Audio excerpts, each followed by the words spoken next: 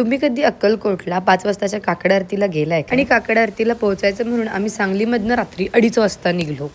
काही लोकांचा विषयच वेगळा असतो, ते गाडीत बसल्या बसल्या पहिला तर झोपतात. आम्हाला तर वाटलं सुद्धा नव्हतं की आम्ही अक्कलकोटला 5 वाजेपर्यंत पोहोचू. आम्ही पोहोचलोय तर बरोबर 5ला आणि एवढी गर्दी आहे इथं, खूप जास्त गर्दी. आणि त्यात एवढी गर्दी होती म्हणून आम्हाला सगळ्यांना पळण्याशिवाय ऑप्शन नव्हता. मंदिराच्या आत नव्हे पण ॲटलिस्ट बाहेरच्या साईडला तरी आम्हाला काकड आरती मिळाली म्हणून आम्ही दर्शन करायला गेलो.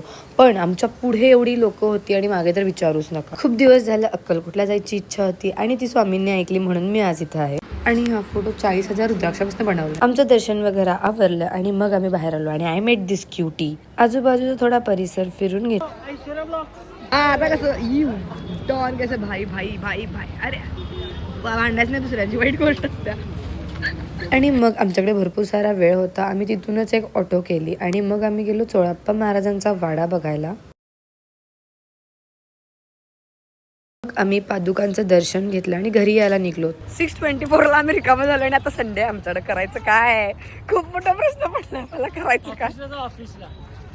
No office guys today. रात्री 2 वाजल्यापासून कुणी काहीच खाल्ले नव्हते त्यामुळे आम्हाला लागली भूक आणि मग आम्ही गेलो सोलापूर मधल्या एका फेमस ठिकाणी म्हणजेच सुधा येथे नाश्ता करायला. वेगवेगळ्या प्रकारच्या खूप साऱ्या डिशेस घेतल्या आणि प्रत्येकाची टेस्ट खूप मस्त. आणि वर लोक म्हणतात की मला बाहेर का नेत नाहीस. हेच कारण आहे की याला बाहेर कुठे घेऊन जात नाही.